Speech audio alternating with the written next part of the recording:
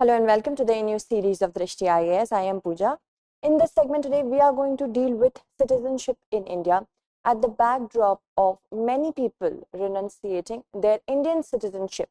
Now, why this topic is important? Because it has a focus for both prelims and mains. These are the many topics that we are going to cover under this segment. And from the perspective of prelims, we will talk about citizenship, the constitutional provisions, and whatever data is related with it. With respect to how many people have renounced, the data with respect to renunciation, and data with respect to acquiring of Indian citizenship, we will cover that as well. Popular countries for citizenship apart from India, when the people are renouncing Indian citizenship, where are they going? That will also be covered. From the perspective of mains examination, this segment is important. From the perspective of polity, Indian constitution, features of Indian constitution, and the various provisions related to citizenship.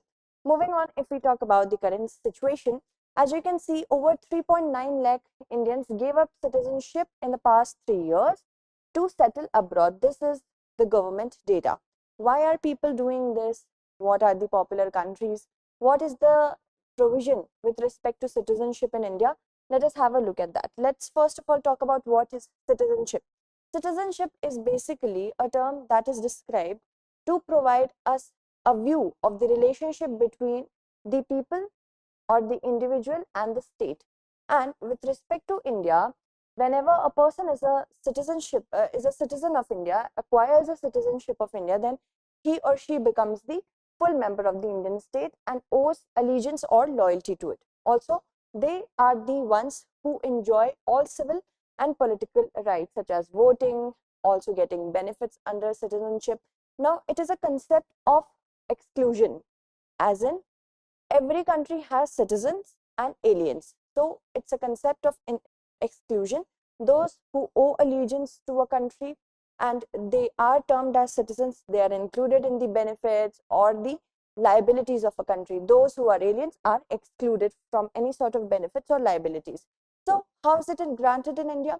Now, before independence, there was a concept of granting citizenship. Not only the Constituent Assembly talked about it, but also the Motilal Nehru report. So they talked about granting citizenship on the basis of jus soli. That means giving citizenship on the premise of a person who has been born in India, place of birth. That has been the most favored concept of granting citizenship since before independence as well. And the other one is jus sanguinis. These belong to blood ties. That means a person, if they are related to some person who were born in India, and if they are not born in India, if they are born somewhere else, they can also get citizenship. Although we have provisions for getting citizenship by other means other than birth as well, but this has not been more favored. Like this concept of jus soli has been preferred over jus sanguinis. Okay, it is actually against Indian ethos as well. This was the reason jus sanguinis was never favored more. Moving on, if talk about the constitutional provisions, citizenship is dealt by the Indian Constitution under Part 2 from Article 5 to Article 11, and citizenship is a part of the union list that makes it the parliament to have exclusive right over making any sort of laws over citizenship. And there is no definition of the term citizen in a country, in the country like India, in the constitution. No term has been provided for defining who is a citizen and who is not, although the process of acquiring citizenship has been given.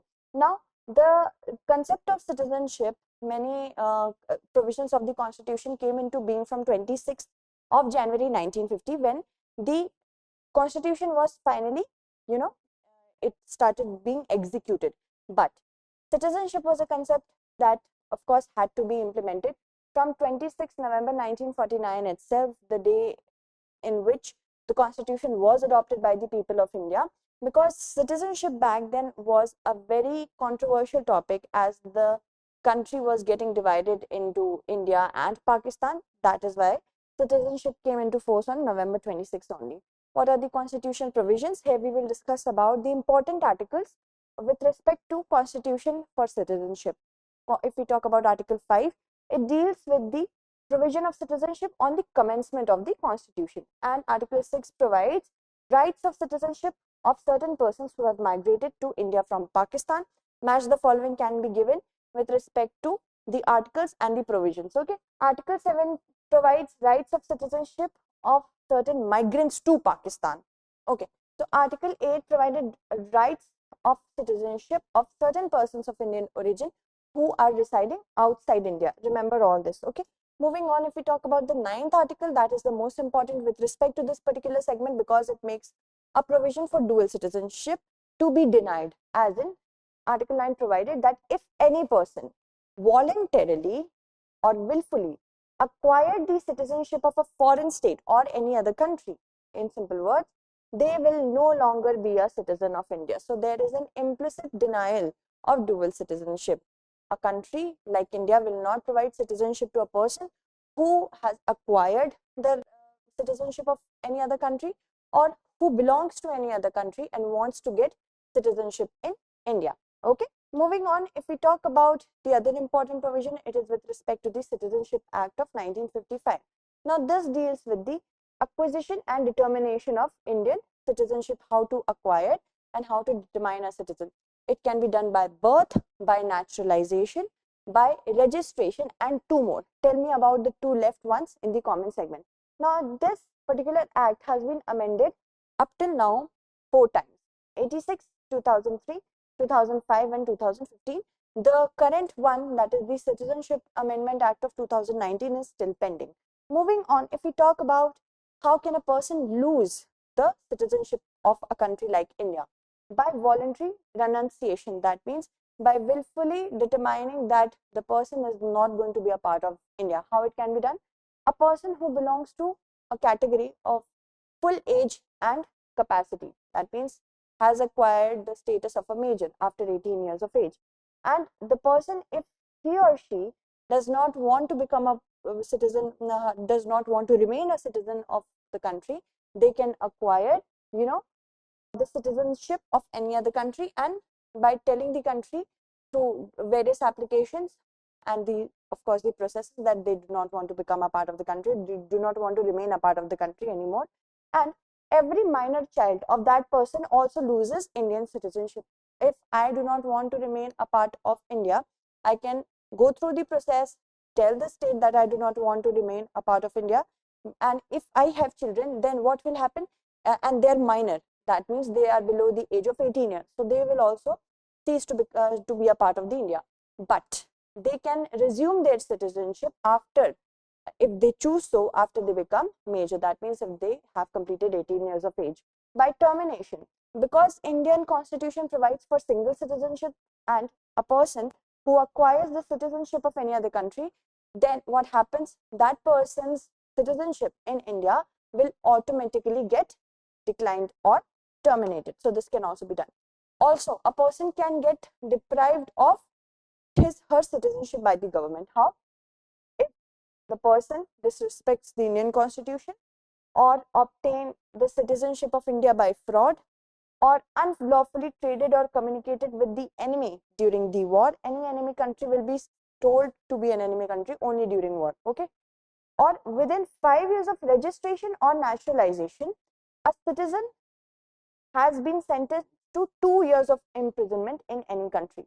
Now, a person who lived outside India for 7 years continuously can also be deprived of the citizenship by the government. Okay, these are the various, you can say, processes. What is the current trend? Current trend says that over 1.6 lakh Indians, they relinquished their Indian citizenship in the last 1 year, and there has been a sharp increase in comparison to 85,256 people who renunciated their citizenship in the pandemic year of 2020. In 2019, it was 1.44 lakh. Okay, moving on, and we talk about the possible reasons. These are the possible reasons in general. The first one, that a person moves from one country to another country. Maybe they are looking for a better job, better standard of living. Also, they are pushed. This is the pull factor. Okay, the other region is more attractive, so it is pulling them. Although I might be satisfied in India, but I know I have the resources, I know I have the talent to become a part of any other country which can pay me better. So that's a pull factor. And there are also push factors, that a person can be pushed out from the ills of the climate change in a country. It's very hot in India all the time. So I might try to go to any other country like Switzerland or any other country which I prefer according to my temperament. Unfavorable political situations at home, this is also a push factor.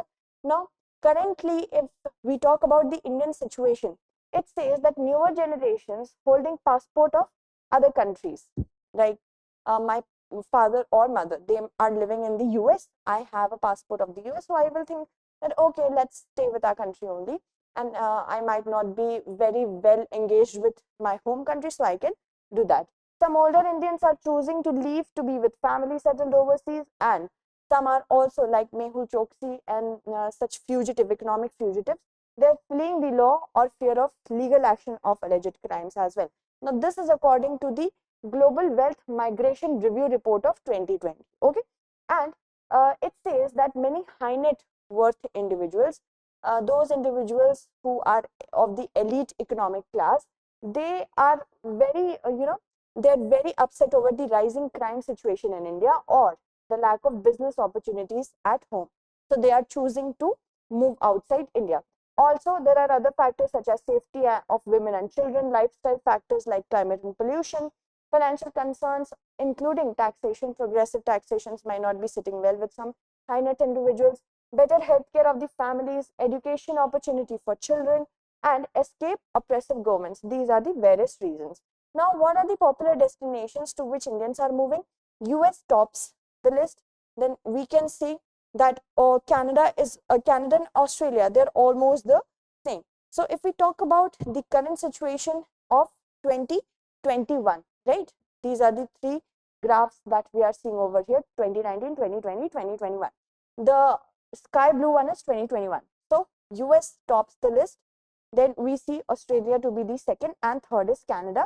And then UK, Italy, New Zealand, and Germany are other important destinations that we have to know about. Then, as I told you, family or friends would be more automatic choices. If person has a family living abroad in some country, why not settle with them? Easier paperwork in some countries are also, being one of the reasons that persons want to move to another country. More welcoming social and ethnic environment, right? If the environment is inclusive in nature, it is harmonious in nature, then why to disturb yourself with the situation in a country which has ethnic violence, religious violence? There is a global popularity of Australia with respect to being a destination for immigration. Why? And emigration as well. So because there is a point-based immigration system, and many high net worth individuals plus those individuals which are high income earning, such as doctors, lawyers, engineers, accountants, these are also moving to Australia for that reason. Also, English being the spoken language, which makes it much easier for people to communicate. Healthcare system is better, it's more affordable for the people in Australia as compared to the US, according to this report. So Australia is gaining popularity. Now, Singapore in Asia is the emerging top wealth management center. Okay, and it is marking its potential for attracting higher number of these individuals, such as doctors, lawyers, engineers, and accountants. Moving on, if we talk about the conclusion here tries to tell us about the people who acquired Indian citizenship. Okay, so you see, between 2017 and 2022, 5,220 foreigners were granted Indian citizenship, and very interestingly, 87% of them are from Pakistan, that is 4,552. Yearly 1044 or 1044 citizenship is granted to foreigners by the Indian government. Now, in conclusion, I might like to add that although a person might be becoming a part of any other country, but they still can apply to run business, reside, and invest in India with respect to overseas Indian citizenship card. So PIO and OIC, these were merged in 2015 itself. Dual citizenship is a concern or a concept, you can say, which eludes India. Why to have allegiance to two countries at the same time? This can give rise to discrimination, and that is why dual citizenship is not a part of our constitution. Golden visa is basically a visa that is provided to those individuals who want to reside in a country by investment. If I invest a lot in UK, I might get a golden visa because I have invested so much. So UK wants to attract such more citizens and I might reside over there. So if any person, if he or she acquires golden visa, then also in India, the person tends to lose their citizenship. Many countries such as Malta, Portugal, these countries are offering the golden visa. Brain drain. Sorry for the spelling mistake. This is brain drain. Brain drain means India is constantly having brain drain. Like we have drain of wealth in our modern history, likewise we have brain drain. More important, more intellectually and diligent and talented people are moving outside India for better opportunities, and that is the concept of brain drain. Although this is not a lot of problem in India right now, but it is still constantly being done so in a manner that it will become a problem in the near future. Tax revenue. If a government loses such huge intellectual people, huge population of intellectual people, then tax revenue will also get depleted, because of course if they are no longer belonging to a country, they will no longer pay tax there. So these are the things that we have to think about. Now with respect to question, this is a pre-based questions question which I have given over here. Which of the following articles of the Indian Constitution implicitly denies dual citizenship in India? 7, 8, 9, 10. Kindly answer it correctly. Thank you so much for watching.